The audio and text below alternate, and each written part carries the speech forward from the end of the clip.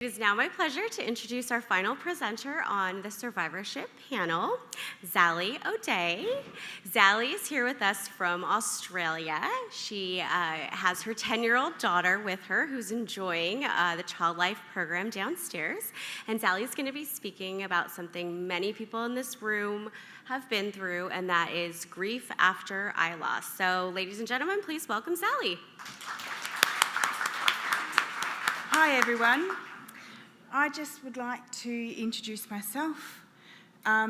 This is who I am. I am not a retinoblastoma survivor, but I am a survivor of a motor vehicle accident at the age of 10 days of age, where I sustained bilateral skull fractures, and they actually had to drain fluid from my fontanelle. This is in the 70s. So that is the only picture up on the top with me with two eyes. The second one down on the bottom of it was me in the 1970s, pram or pushchair, you guys say. And the third one is me with the pigtails. And as you can see, from today, as opposed to then, my eye is shut. So I live with third nerve palsy. Now, third nerve palsy is also very, very rare, and just a little bit about it, you can get it through trauma, like me, or if you have diabetes, you can have a third nerve palsy episode, which would possibly last between 2 to 3 months, and you can look like me when I was little. You could look like my eye, and it should be down and out to the side, but it's not. It just freeballs and does whatever it likes to do. Now, also, I was diagnosed to have a limited mental capacity.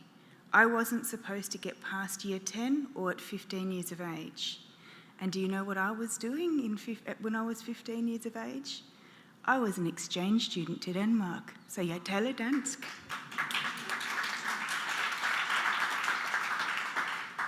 I have just recently completed my PhD in the area of what is the lived experience of people living with facial eye disfigurement and their family members. Now, I wanted to interject when they were saying, and oh, dear me, can't see that. I wanted to interject and say, yes, there is evidence to say that there is intrinsic negative bias towards people living with facial disfigurement. We are the least provided. If you've got facial eye disfigurement, we are 5 times more likely to be unemployed. These things are reality. But there is hope, because you are all here.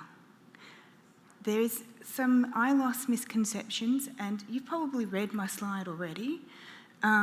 There's oodles of them. But I would just like to bring up 3. There is a myth out there that has been debunked in academic literature, but not in the world that we live in. And that is, the greater the disfigurement, the greater the distress.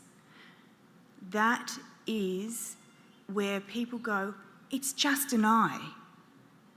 You've got the other one. Yet they don't understand that we are forever thinking about protecting it, guarding it, thinking about whether or not people are going to interact with us normally, whether or not they're going to think that we have got a brain, that we can actually think and talk.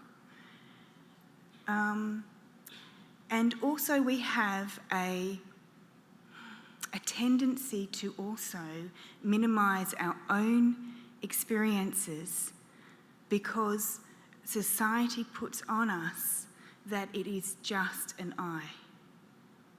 Whereas, they think, and these are all technical words, and I'm sorry if I'm going to cause offence, but the more normal we look, our experiences are not necessarily heard or validated as much as if you have a more severe facial disfigurement or a visible difference. The second misconception that I would like to raise is, we all know this, that medical intervention will not fix everything. And the third one is asking a survivor about their visible disfigurement will make things worse. And that's for you, all of you medical professionals. I know that I'm speaking also to the people who know differently, but us as survivors, if you ask us a genuine question politely, we are going to say thank you most of the time. Sometimes we can get lost. Oh, did it again. We can, that way we can, we all have our bad days as well. So we can then say yes. But I would think that the worst things that we could do is to stare and avoid rather than ask. So I'm going to bring up and talk about living with grief, as this is a part of my PhD findings. Now, I would like to say that my background is in education and counselling, and this is the first of its kind PhD, and also I've got all my findings published. That took a while, but it's there. And this is one of them. It's called chronic sorrow. And chronic sorrow is a lifelong feeling of sadness and loss. It's reoccurring, and it can intensify years after the initial loss. For example, and I want to walk around, but I can't. For example, for me, am I going to go to the prom? No. Am I going to be able to be loved? Is anyone going to love me? These are all things that survivors have and experience. So each part, like when their friends are going to get married or going out on dates, these things, this is when chronic sorrow can intensify. Chronic sorrow is a reaction to multiple and reoccurring losses over a lifetime. But not all is lost. These are the foundational blocks that throughout my PhD has found that combats this. So the more foundational blocks that you have of these, the more buoyant and the more not normal, but the more you're able to cope and act out of kindness instead of rejection. So the first is active, intentional decisions. You're in the middle, by the way, and everything just goes around, and it goes this way and that way, and oh, did it again. Third time. Can I do it a fourth? I'm not quite sure. So active, intentional decisions. For example, I was bullied. I was bullied to the nth degree. I had track backs up the back of my legs. I had black eyes. In secondary school, I was a victim of, was in a Catholic girls' school, and I was actually a victim of, not a victim, I was sexually abused by peers, yeah? So am I, just using me as an example, am I going to choose to be a victim, or am I going to actively, intentionally decide to be a victor, to rewrite that story into something more powerful? The second one is having a healthy self-esteem. Now, my doctoral findings found that this could happen with faith, such as myself, believing in Jesus Christ, or having a wonderful family around you that I actually unfortunately did not have.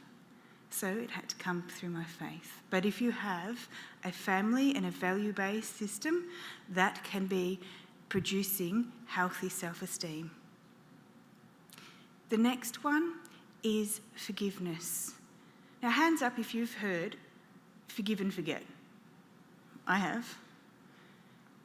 There's no way that you forget. So forgiveness is an active, intentional decision whereby we choose. Forgiveness does not mean that it is not wrong, that you haven't experienced an injustice, that it is, it's not any of that. It just means that you give yourself permission to release them from the hurt that they may or may not remember that they've ever done to you. And the fourth one is resilience, which is basically self-autonomy, how you choose to self-govern. Do you choose to have active, intentional decisions?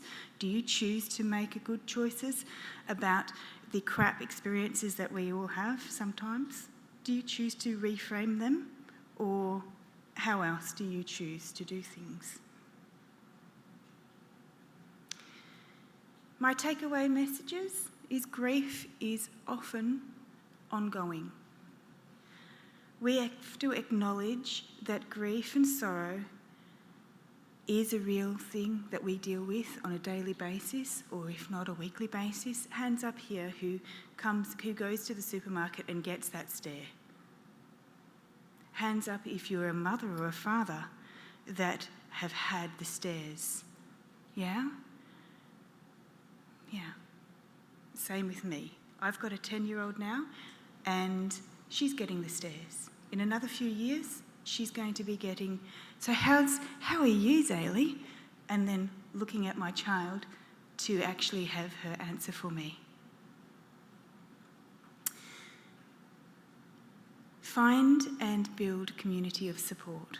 That is very, very crucial. Everyone here today that I've heard has said the same thing, and this is the reason why this exists. And know that you are not alone, that your experiences are real and valid.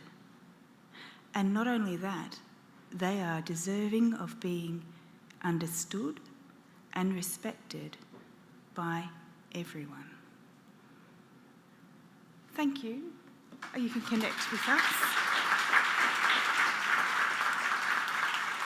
And I run Karibu Anawim, which means welcome to the way of victory. Karibu means welcome in Swahili, and Anawim is a Latinized Hebraic word meaning the